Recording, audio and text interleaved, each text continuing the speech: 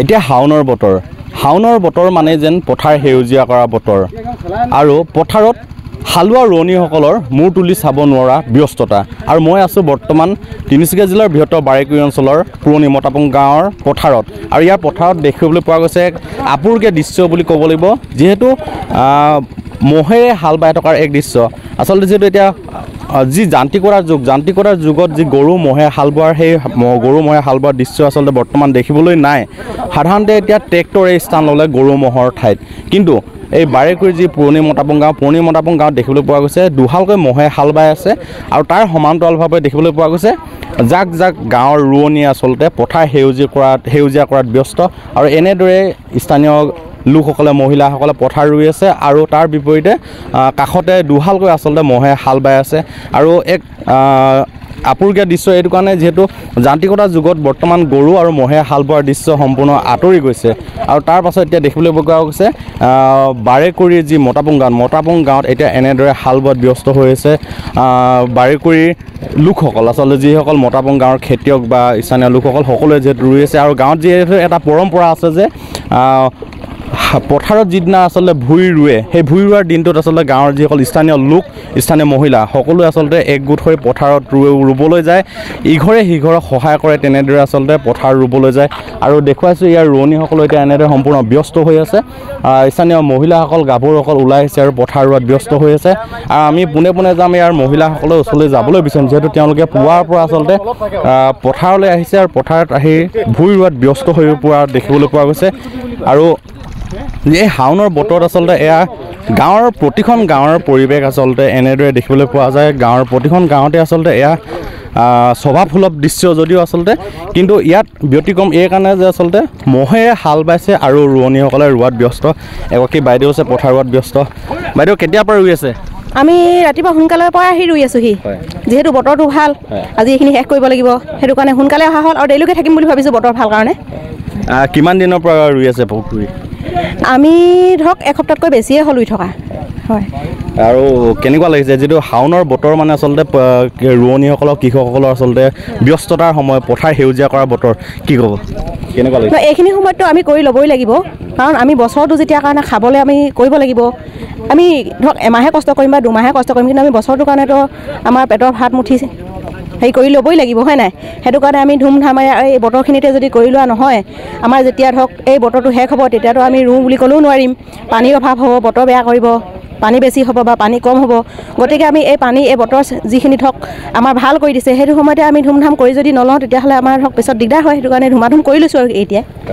ধন্যবাদ আপোনালোক আমি পুনৰ দেখুৱাম আচলতে আৰু আছে বাইদেউসকলে পথাৰ ৰোৱা ভূঁই ৰোৱাত ব্যস্ত হৈ আছে আমি ইয়াৰ পৰিৱেশটো পুনৰ দেখুৱাম আৰু আমাৰ যিসকল ভূঁই ৰুই আছে সেইসকলৰ ওচৰলৈ যাব বিচাৰিম যিহেতু আচলতে এতিয়া বহু ঠাইত আচলতে পানীৰ অভাৱৰ কাৰণে ভূঁই ৰুব পৰা নাই খেতিপথাৰত কৃষকসকল নামিব পৰা নাই কিন্তু তাৰ বিপৰীতে পুৰণি মতাপুং গাঁৱৰ যি পৰিৱেশ আচলতে দেখি ভাল লাগিছে যে কৃষকসকল বৰ ব্যস্ত হৈ আছে আৰু পানীও আছে আৰু সেই হেতুকে তেওঁলোকে পুৰা ৰোৱাত ব্যস্ত বাইদেউ কেতিয়াৰ পৰা পথাৰত ৰুই আছে আজি নামিছোঁ মই হয় ভালে লাগিছে এবাৰ হেৰি পানী আমাৰ হ'লেও অসুবিধা নহ'লেও অসুবিধা কিন্তু বৰ্তমান এইখিনি পথাৰ পানী নোহোৱাৰ কাৰণে অসুবিধা হৈ আছে আৰু সিফালে পানীৰ কাৰণে অসুবিধা আৰু আমাৰ পথাৰৰ কিছুমান নিয়ম আছে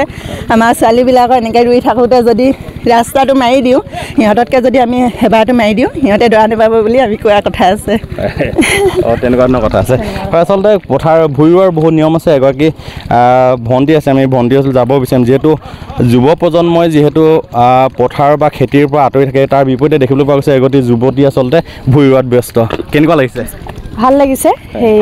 এনেকৈ অভ্যাস নাই হোষ্টেলত থকা তথাপিও আমি মানে পথাৰ ৰোৱা বুলি ক'লে বেলেগৰ নিচিনা ৰুব নোৱাৰোঁ স্পীডত কিন্তু আমি ভাল পাওঁ মানে ৰুই এতিয়া প্ৰায় 8 দিন হৈ গৈছে পথাৰ ৰুই থকা আমাৰ নিজৰো আছিলে আমাৰ এতিয়া আমি এনেকুৱা বোকা নাই আমাৰ পূৰা পিটিকি ৰুইছোঁ পথাৰবোৰ আমি ভাল লাগে মানে পথাৰ আৰু গাঁৱত এটা যিহেতু নিয়ম আছে যে ভূঁই যেতিয়া ৰুৱে আচলতে ইঘৰে সিঘৰক সহায় কৰি দিয়ে সকলোৱে মিলি জুলি ইঘৰে পথাৰ ভূঁই ৰুবলৈ আহে কেনেকুৱা লাগে পৰিৱেশটো কেনেকুৱা লাগে ভাল লাগে সেইটো হেন্দাহেৰি বুলি কওঁ আমি এতিয়া ধৰি লওক মই সেই ঘৰলৈ ৰুইবলৈ গ'লোঁ আকৌ তেওঁ আমাৰ ঘৰলৈ আহিব এতিয়া এনেকৈ আমাৰ এজাক হয়গৈ মানে এতিয়া আপোনাৰ হাজিৰা চিষ্টেম ইমান আমাৰ ইয়াত নাই গাঁওবিলাকত কাৰণ কেতিয়া কিছুমানত দেখা যায় ধৰি লওক আপোনাৰ মানুহখিনি হাজিৰাৰ কাৰণে মাতে, কিন্তু আমাৰ ইয়াত মানে হাজিৰাৰ কাৰণে মাতিবলৈ প্ৰয়োজনে নাই হেন্দাহি। আৰু কেতিয়াবা এনেকুৱা হয়, এতিয়া নিজৰ ঘৰত যদি পথাৰ নাই, এতিয়া কাৰোবাৰ ঘৰতো হেঁপাহটো কৰে আজিকালি, সময়ৰ সোঁতত কিছুমানে পথাৰ ৰুবলৈ এৰিছে, কিন্তু আমাৰ গাঁওবিলাকত সেইটো মানে ব্যতিক্ৰম আৰু আমাৰ গাঁৱত পথাৰ ৰোৱাটো এৰিব পৰা নাই, এইটো আমাৰ পৰম্পৰা। এয়া এতিয়া পথাৰ ৰোৱা মানে সময়খিনিত আমাৰ বেলেগ কাম নাথাকে আৰু চবেই পথাৰ ৰুবলৈ ওলাই আহে গোটেই মানুহখিনিয়ে, ভাল লাগে। এটা মানে মিলা প্ৰীতিটো ইয়াতে গম পোৱা যায় আৰু যে কিমান ধৰণে মানুহখিনি কিমান সমিল মিলে আচলতে কাম কৰি আছে। এইখিনিত আমাৰ এতিয়া মহিলাসকলে ওলাই আহে, ৰাতিপুৱা সোনকালে উঠি মানে আপোনাৰ 4মান বজাতে প্ৰায় ঘৰৰ কামখিনি সামৰি লয়। এনেকুৱা নহয় যে পথাৰ ৰুবৰ কাৰণে যে সেইখিনি মানুহে বেলেগ কাম নকৰে, তেনেকুৱা নহয়। তেওঁলোকে গোটেই কাম, ল'ৰা টিউচনলৈ পঠিওৱা, গোটেইখিনি সমগ্ৰ কাম কৰাৰ পিছতহে মানুহখিনি ওলাই আহে, মানে 6টামান বজাত তেওঁলোকে ওলাই আহে। এতিয়া যদি ৰ'দটো নোলায় তেতিয়াহ'লে দিনটো ৰুৱে, যদি ৰ'দ ওলায় তেতিয়াতো অকণমান অসুবিধা হয়, সেইটো কাৰণে সোনকালে পথাৰত খাবলৈ কি বনাই আনিছে? এতিয়া ৰাতি আমি কেক বনাইছোঁ চাহৰ লগত খাবৰ কাৰণে। এনেইতো আগতে কেক নবনাই, পিঠা চিঠা আনে। আমাৰ আকৌ এতিয়া আমিবোৰ ইমান মানে পিঠাত ব্যস্ত নাথাকোঁ কাৰণে আমি কেক বনাই আনিছোঁ ঘৰতে।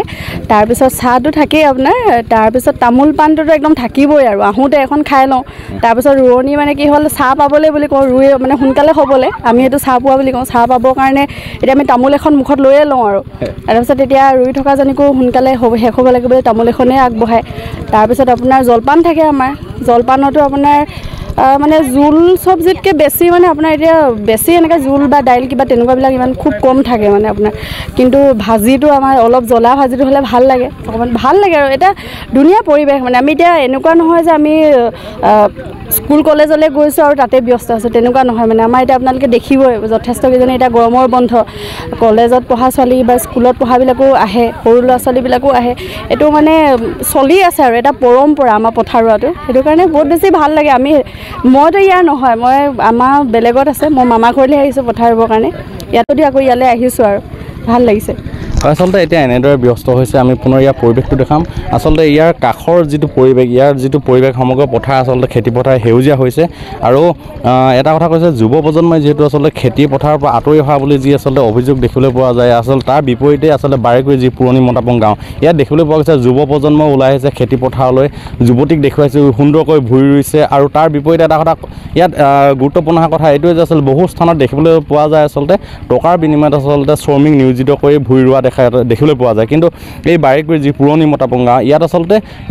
টকাৰ ছিষ্টেমত নহয়, গাঁৱৰ যি আচলতে হেন্দাহি বুলি কয়, হেন্দাহিৰ জৰিয়তে আচলতে ইঘৰে সিঘৰক সহায় কৰে। গাঁৱৰ যিসকল মহিলা ওলাই আহে, যুৱকসকল ওলাই আহে যে এনেদৰে আচলতে ইঘৰে সিঘৰক সহায় কৰি আচলতে ভূঁই ৰুৱে, আৰু তাৰ বিপৰীতে হালোৱাসকলে হাল বোৱা দেখিবলৈ পোৱা যায়।